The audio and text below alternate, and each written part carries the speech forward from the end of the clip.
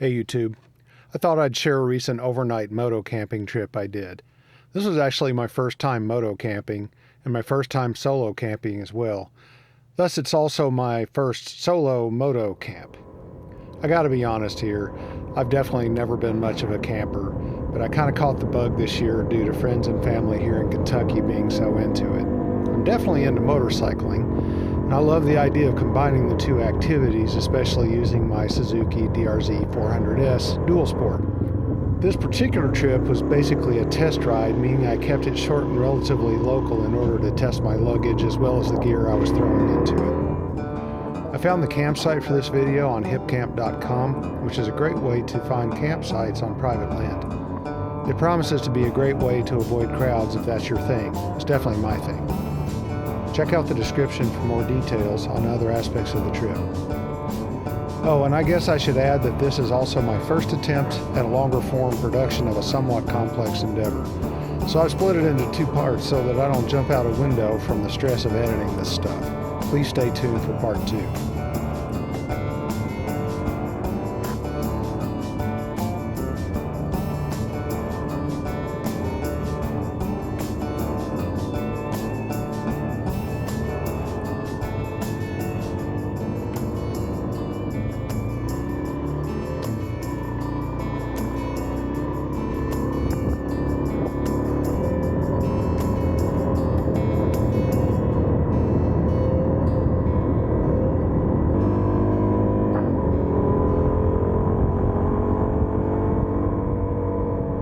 Well, as they say, here goes nothing.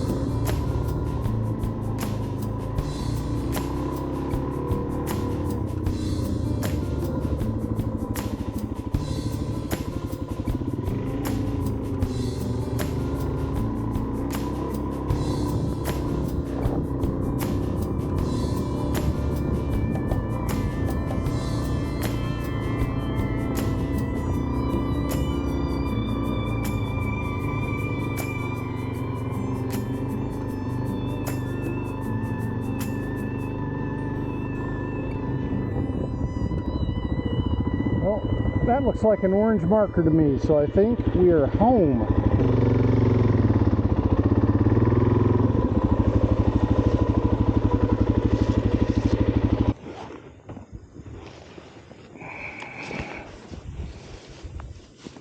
All right.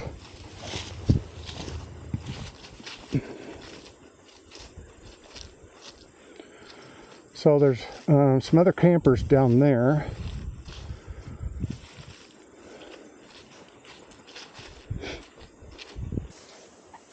Thought I would share what I wore today.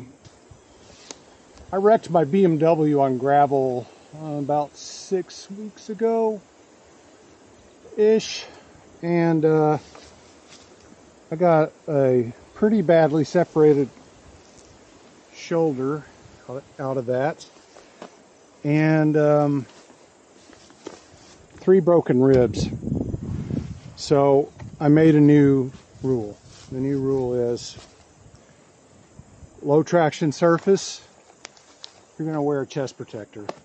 Those broken ribs were no fun. The separated shoulders no fun either. So today, even though I'm just riding around on grass and I'm not really doing anything death defying, as if I ever do anyway, I wore this Alpine Stars. This is an A10. I didn't wear elbow pads, but I put pads in the jacket. This is a Climb Dakar jacket. I usually wear it without armor and with something under it, armored shirt or something like this. So anyway, so I put the elbow armor in here and just got a jersey on underneath it. And this was actually pretty comfortable. It's, what is it? 77 degrees out while you're moving. It's fine.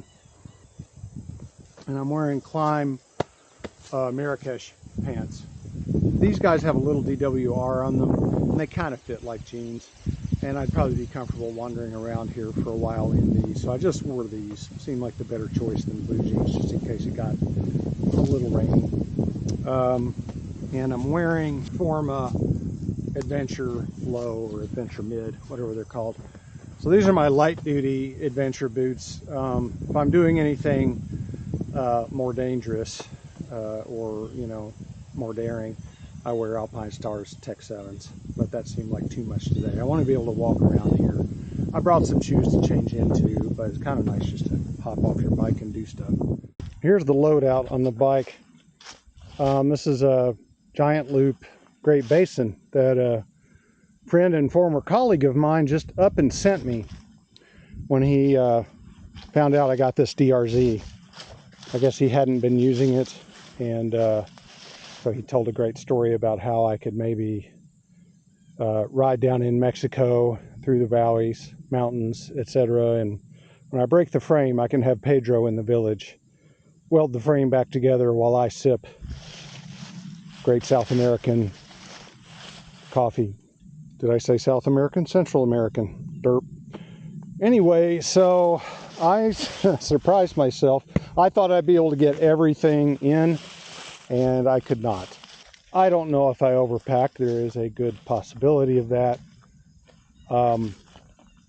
But the way I see it is like even just a one night stay is not that much less needed than a multi-night. I mean, the only difference I would say is how much food you're carrying and how much clothing you're carrying. Everything else has to come. So inside of here, I've got, you know, kind of my kitchen, my bathroom, my closet. I've got some niceties, a little folding table, a little tiny Nemo camp chair, a pair of shoes, you know, so I don't have to wear these motorcycle boots the whole time. A couple of liters of water, 2 separate soft liters of water. So then outside here I have my tent poles, my tent, and my probably too big for moto-camping Kelty sleeping bag. So I may invest in a smaller, lighter bag. That would save me a little bit of, you know, crap hanging off the side of the bike.